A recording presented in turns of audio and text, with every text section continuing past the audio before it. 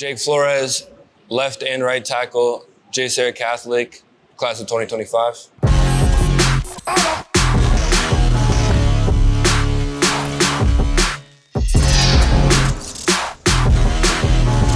I was born in Virginia, and then I moved to Asia for a little bit, so I didn't start football till 4th grade. And my dad, he just ended up, I don't even remember. I think he just took me to the tryouts. I thought I was gonna be a running back, quarterback, maybe a receiver.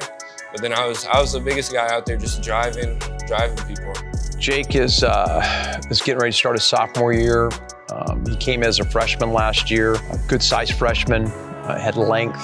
He was part of a nice little freshman class of linemen that we brought in. We had a need up front for some of these freshmen to practice with the varsity. So he got a rare opportunity to practice and be coached by Pat Harlow, just to me, one of the foremost line coaches at any level, high school, college, NFL. Here's the thing, if they're running an ET, if I stop this initial charge inside and knock him back, does that make it hard for this guy to loop, right? Yeah. So I knock him back. So I cancel that game by what I do. I don't have to wait for it. I'm saying, here, he just like, boom, boom, boom, and I'm just going, right? Look at those knees, baby. Those knees, right? It was really good being on varsity because I could see how fast it moved and see the different players that I would be going against. We have the best coaches that we could possibly have, especially O-line. First year of the team, he's just like a Bambi on ice. You know, he's so tall, trying to get used to that big body and doing that. But he came in, he got his first start in a playoff game. So, and he went out there and played against a really good guy, did a really good job for us, and really impressed with him being able to handle that. I mean, your first start was in the first round against a really good football team and a really good player. So on the bus up, it was like a 2-hour bus ride. I was fine, and then right when we parked, I got that little feeling in your stomach, you know? But then we got all dressed up. I saw all my brothers around. It definitely boosted my confidence because when I see my brothers over there cheering for me, you know, you got it, all that, it really made me feel that I definitely had it.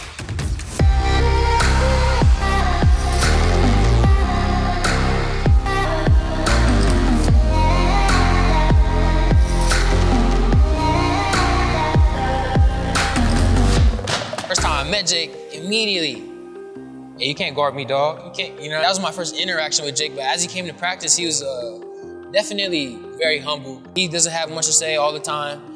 Definitely has a lot of friends, but on the field, he's on it. Things just click for him, you know what I'm saying? Sometimes there are just things that, you know, some people have, and Jake has it, you know? He's making calls that I never would have made as a sophomore. And that's just really impressive to see. He puts a lot of pressure on us to get better. You know, he's definitely on our tail chasing us, and he's not far behind. So big things coming from Jake.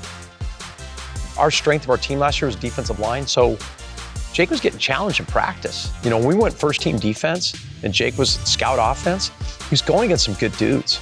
So the fact that he went against them and held his own gave me confidence that he'd play well on Friday night.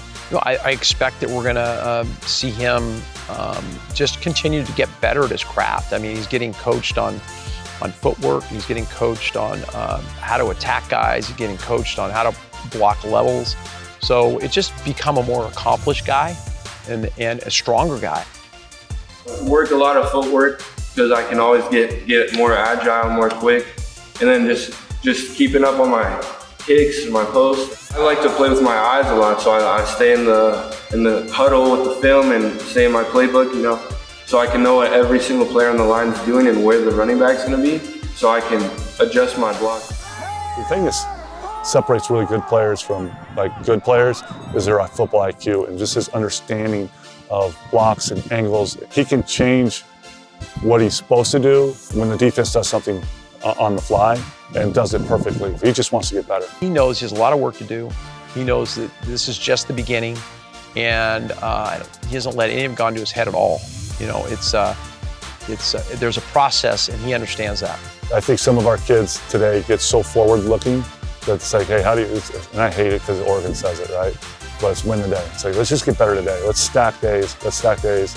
I was talking to Nick Harris before he came out of Washington, and he's like thinking about coming out. He's like, you know how you get on Sunday? Take care of Saturday. How do you take care of Saturday? You take Monday through Friday.